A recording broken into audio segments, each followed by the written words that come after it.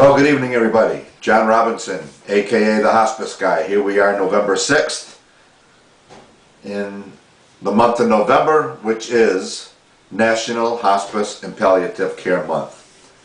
Tonight, I am going to be describing the 5 stages, I want to call it, of grief once someone gets a diagnosis, but it can incorporate into any part of your life. And the first one I like to say is called anger or disbelief. This is when you are first diagnosed or someone tells you you need to go on hospice. You get mad as you know what, and you wonder, wait a minute, how can this be happening to me? You get angry at God. You get angry at yourself when you think, I allowed this to happen, I allowed that to happen. And that's normal. The thing with all these stages is for everybody, it's not like, okay, 2 days I'll be angry, 2 days I'll do this, 2 days I'll do that. Every stage is completely different and separate from the other, although each leads into the other. Once again, the first step is anger and disbelief. The second stage is called bargaining. Well, God, you know what? If you get me through this, I promise I'll stop smoking. Or, dear God, if you get me through this, I promise I'll do this, I won't do this.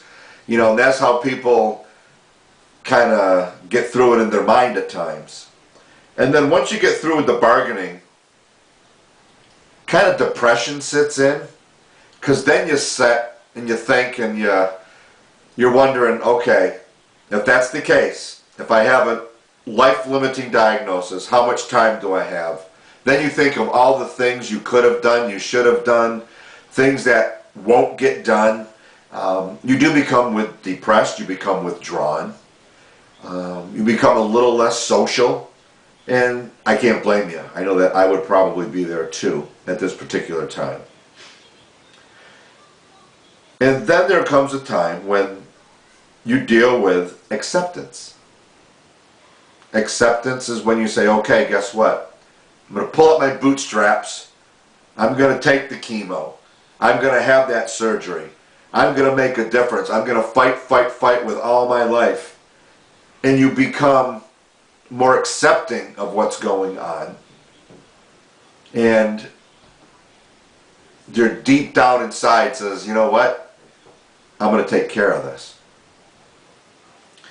And I put the first one last, because when everybody is diagnosed, they are always in denial.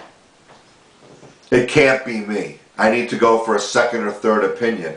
No one else in my family has this disease process. And that's the hardest one to get over.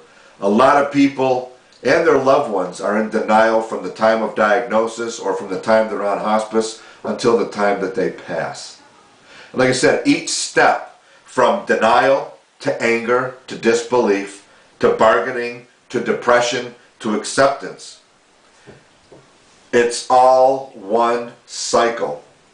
And like I said prior, your denial may last a week.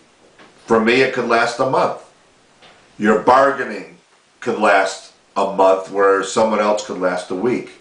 So don't think that all these 5 stages are cookie cutter stages that anybody fits into any step, because it doesn't. It depends on the person.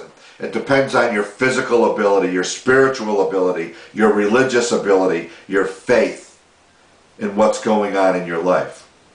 So that's about it. That's the 5 stages of, I call, grief, or when you're diagnosed with an end-of-life illness, or when you become a hospice patient. I see this happens all the time.